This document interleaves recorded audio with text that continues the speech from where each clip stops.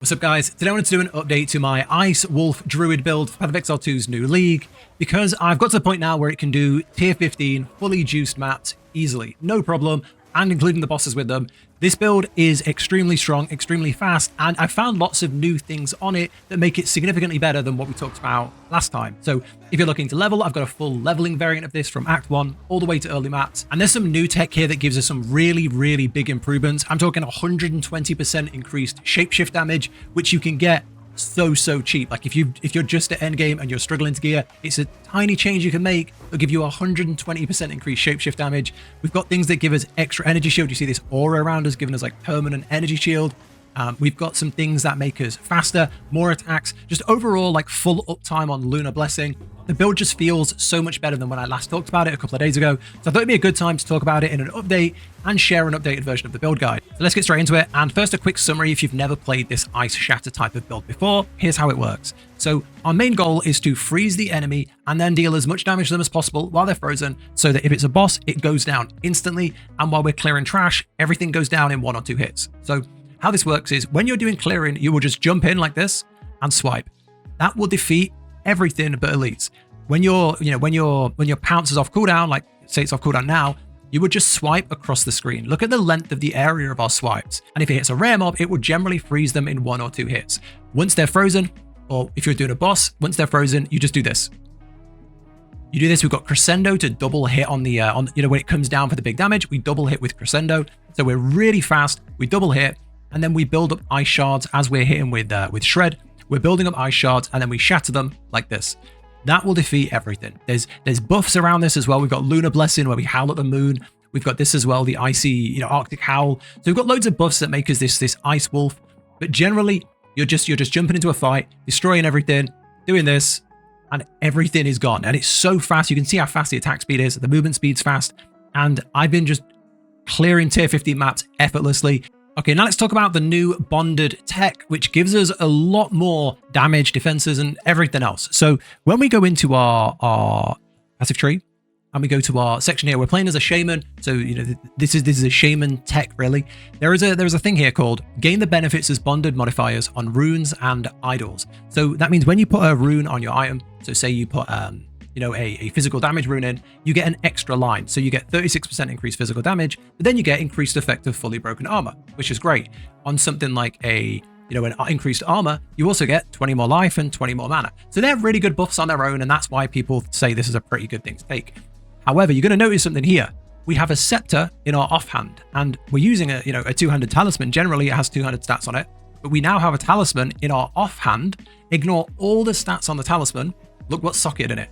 We have in the sockets, allies in your presence deal increased damage. And with that, we don't use that because we don't use summons.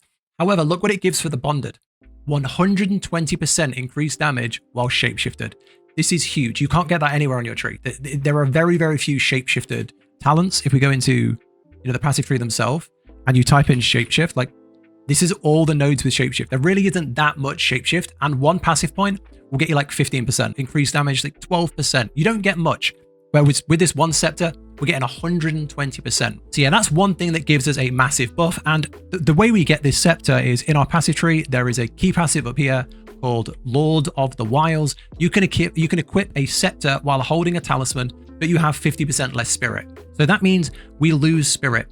However, you'll see here, I have 100 spirit still. So we still have 100 spirit because on the scepter, you can see here, you can get spirit on your scepter. So this is a really basic spirit scepter, and it has 100. You could have increased spirit on your scepter and get even more if you want to try and put some extra spirit nodes in. But generally, you don't need that much. You need Ice Herald, and that's about all that you really need. Anything extra is a bonus. And anything you're giving up in your spirits, like, if you can't fit Savage Fury, this is better. 120% increased damage while shapeshifted is better. So yeah, that's a really big thing that's changed this. And then we'll go through all the other things as we talk about the gems and the other changes we've made to this. Okay, so let's go through the build guide, starting with the gems, and this is all going to be linked down below. It's got everything you need, full explanations. It's got Act 1 to Act 4 of everything you need to do, including like act by act what to do with your gems. So if you're leveling with this, hopefully it has everything to help you along. And then when you get to tier 15, juiced fully with the the scepter and the 40% bonded extra shapeshift damage, that's on here too. So this should help. And one thing I will say is if you're struggling to to track your builds, Mobilix have released a new feature. If you join the Plus, the Mobilix Plus, where you get like ad-free, you can then track to any build on the site. So I'll link mine down below. If you want to track it, you can just click here. You can click your character. So mine is Twilight Enjoyer, and it will tell you like how far aligned you are. So you can see like the tick means you have that right now. I'm testing a few things, but right now on your character, you can see exactly where you are, what you're missing, and it will help you track as you go through the different acts. You want to track to Act 3, you would track to the variant of Act 3, and you can kind of see as you go through where you are. It does the same on the gear. It will show you like green if you've got the stats recommended. So yeah, I'd say this is pretty handy if you're struggling, but let's get into the gems themselves. Okay, so on the gems, we want to start with Shred. Shred is your main source of single target damage. When they're frozen, you will just unleash Shred. You saw how fast we attack with this, so we need to get as much damage in as fast as possible. So for that, I would go for Magnified Area in case there's a little cluster of mobs. You would go for Rapid Attacks 2 to get as much damage as possible in the window. This costs there's no resource cost to Shred. It's free because it's the one that comes on your weapon. So you get as many as you can in with that. Close combat is more damage the closer the enemy is, and we're going to be sat on the boss usually or on the elite, so that works perfectly. Rage 3 gives us increased damage. I think there's an extra part on that. Yeah, support skills have 15% increased attack speed while you're not at max rage. So you go even faster while you're hitting the rage cap, and if you don't know, rage gives you more damage per rage you have. So more attack power the more rage you have is perfect. And then finally, in Act 4, when you get at the 5th slot, I'd go for Crescendo. Crescendo 2, it does this, look. The final strike of support skills can be performed twice. That's when like he strikes down, he does it twice in a row. So it's really powerful. That's like the most powerful part of the Shred. He does it twice in a row. And then attacks with support skills that are not the final strike have 15% more attack power. So that's why Shred just looks so wild, is because there's so many attack speed buffs within this. So that Shred, the second most important attack would be Lunar Assault. This is the thing you're going to be pressing 90% of the time. When you're clearing maps, every single thing but really chunky elites will go down with 1 Lunar Assault, if not 2. And with elites, that's what you use to freeze them. So with that, we have Magnified Area. That's how we cleave like half of the map. We have Elemental Armaments for extra damage. We go for Freeze. And the way Freeze works is 50% more freeze build-up. We go for Close Combat as well.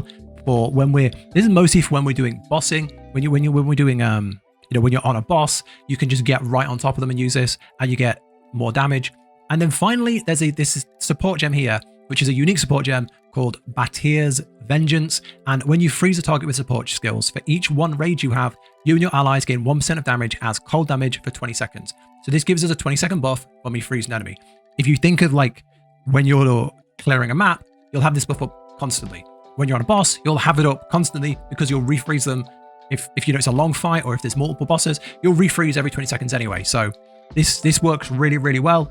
I would say if you're leveling, you can put this in earlier if you want. You could probably dip close combat for this if you want. But I think this works the best, especially coming into endgame. For Pounce, I would say it like this.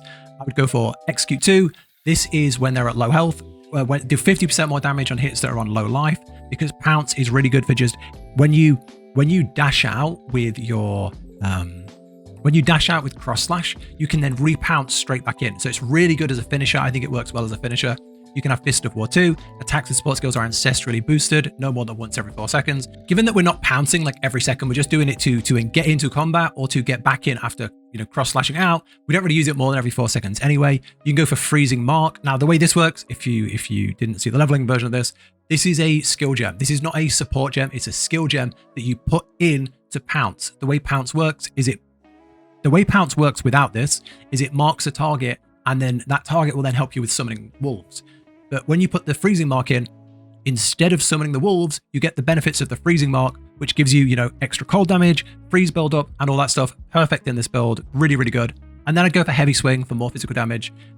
Less attack speed doesn't really matter because it's just 1 pounce, right? Then Arctic Howl. This is just a full cold damage buff. Deep Freeze gives us the increased freeze duration. Ice Bite 2. Raging Cry gives us some rage, and then Brittle Armor helps break the armor. Now, because we have the physical damage sockets in our talisman, we actually get increased effect of broken armor. So this works perfectly because we have here enemies frozen by support gems have their armor broken to 100% of physical damage taken. So it's an extra buff that works perfectly with this build. Okay, now for Cross Slash. So Cross Slash is the big slash that we do and we jump out. Now this does the damage, but it also pops the ice fragments. So when we shred, we generate ice fragments on frozen enemies. When we do the Cross Slash, there's a line here, ice fragments will be pulled into location where you cross, and they will pop immediately. So the way this works is kind of like a finisher. If you need to get out of a fight, if there's loads of like fire or things around you, especially in like an abyss, if everything's around you, you can use it as like a disengage to jump back. But the main reason we use it is when we have, say, a boss and we've frozen it, we've got it down to like a third of its health bar with shred, we'll use this to just pop all the fragments and finish it off. So for that reason, we want to use this here. We want to use execute 2 for increased damage on low health. We want to use heavy swing for more melee damage. We want to use close combat for more damage to close enemies, and then elemental armament for increased damage, elemental damage. Then we'll talk about Lunar Blessing next. So Lunar Blessing is our big buff. It's how we turn into like the Ice Wolf, and it's really, really good extra damage buff. And the moon just like hits enemies around us. For that, you want to go with prolonged duration, so it lasts longer. That means that when we use our rage to generate this, it will last like up to like 20 seconds. It'll last a lot longer. And then we would go with cooldown recovery, so it comes off cooldown 30% faster, and then second wind, which gives us 2 uses of it. With that setup, you will have full uptime of Lunar Blessing. You will always have, as soon as Lunar Blessing like falls off, you'll be able to put it straight back on. So you call it 100% uptime, it's always up. You can also put Cold Attunement in for a bit more damage. And then when it comes to your spirit gems, you're not going to have much spirit. I'll be frank with you. You're not going to have much spirit because you're using the Lord of the Wilds. So I would only focus Ice Herald as a priority. Ice Herald is where we do our big AoE ice damage, magnified area for a bigger circle, Cold Attunement gives us more cold damage, Elemental Attunement gives you, Element Armament gives us more cold damage as well, and then Deadly Herald makes everything better. However, it does use more spirit. So once you have Herald of Ice and Deadly Herald, you're going to take up a big chunk of your spirit. So that's the priority I would focus on. If you have more, you could go for Savage Fury as an attack speed buff with prolonged duration and efficiency for reduced mana cost. And you could go for Overwhelming Presence, which makes it easier to apply freeze with clarity for mana regen. This is like the ideal perfect if you had loads and loads of spirit, if you had a really good scepter. But generally, I think your build is going to look like this. I think you're going to look like just Ice Herald up and those 2 not used. But yeah, that's all the support gems. If you have any questions on this, or you have any tips or things you've tried that have worked really well, let me know down below. You know, the league hasn't been out very long. We're still testing. But yeah, that's what I've found to be really good so far. Okay, so on the passive tree, what are we looking for? We're looking for damage first. We're looking for attack damage, melee damage. We're looking for cold damage, damage while shapeshifted, anything that gives us more damage. We're looking for attack speed, skill speed, which is also attack speed, things like that. We're looking for things that extend the duration of our buffs, so skill effect duration, which will give us bigger windows of buffs, because our buffs are tied to like either long cooldowns or they use rage. So that's our Lunar Blessing, our Savage Frenzy, our Arctic Howl. They're all our buffs, so anything that extends those is good. And then we're looking for defenses, armor, energy shield, anything like that really. On top of that, we are also trying to blend a mix of strength, intelligence, and dex. Why do we need dex? Some of our support gems need dex because we're a very fast build. Some of our support gems like rapid attacks and stuff need dex. So that's what we're doing and why we're looking for it if any of that doesn't make sense. So we want to come down the left side, get all the attack damage, get the cluster here, damage, get the skill effect duration, get the area of effect, and get the armor there. Coming up to here, we get all of this crit, armor, energy shield, damage while shapeshifted, skill speed while shapeshifted even, and crit chance while shapeshifted. Come to here, and we have attack damage and immobilization buildup. And if you hover over immobilization buildup, that counts for frozen. So that's really good. We've increased the attack speed to close range enemies and dex. We get this cluster here, which leads to 1 rage on melee hit, and 10 rage also gives 12% physical damage. Okay, and then if we come down the other side, we'll run it all the way down here. We get this full like claw here, which gives us 10% skill speed, damage penetrates enemy resistances, and physical damage while shapeshifted. We get this cold cluster, elemental damage all the way up, cold damage, and then we have cold damage, chill duration, and we have damage with hits against chilled enemies. We get both of these like on the right and on the left. Up here we have max rage, and then we have 12 max rage while shapeshifted. And again, rage is damage, and we can turn it into our Lunar Blessing. So you shapeshift into a werewolf and offer your rage to the moon. So you have to give up rage to get the blessing, so that works well. On the right side, we have more physical damage and skill speed, which is attack speed basically. We get this cluster here, which is increased armor and defend with armor against projectile attacks. You're going to notice, especially early on in the campaign, that projectile attacks will mess you up. If you're letting some archers or some ranged people hit you from afar and you can't get to them, you're going to feel that. Then I would start by going up, and I would get this cluster here. Melee damage against close enemies, increased area of effect of attacks. Up to here, we have this little claw again. We have crit while shapeshift, attack speed while shapeshift, and damage is extra cold.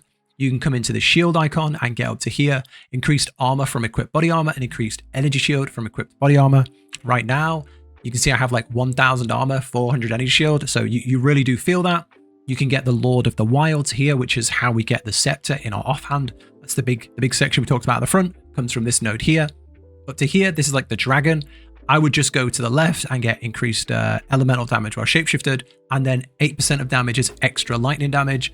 If you don't know how the damage types work, when something says extra, it's just added damage. So it doesn't matter that we're not a lightning build, it's just added extra lightning damage. Similar to like when you see on like gloves and it's like adds fire damage, even though we're not a fire damage, there's no reason not to take extra like added damage. We take this damage penetrates cold resistance, and hits have a chance to treat elemental resistance value as inverted. So if they had like, 20% resistance, it would be negative 20%. So that's really, really nice. You can get this little LE cluster here, attacks and cast speed with elemental skills, and then +5 to all elemental resistances and 30% increased elemental damage. And then finally, you can work your way down and get this cluster here, strike, steal, splash damage. This is like a, it's a little tiny burst on any of your melee strikes. It's not huge, but I feel like you can feel it, so I'd go for that.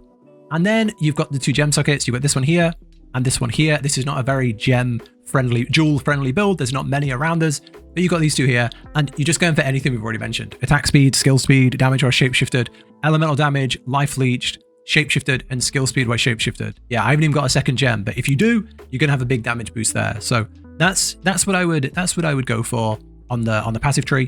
When it comes to the actual ascendancies, I would go like this. You need the bonded modifiers to make the scepter work. This is how we get 120% extra shapeshift damage. So you're going to really feel that. So you need that node for that. Then I would go for this node here.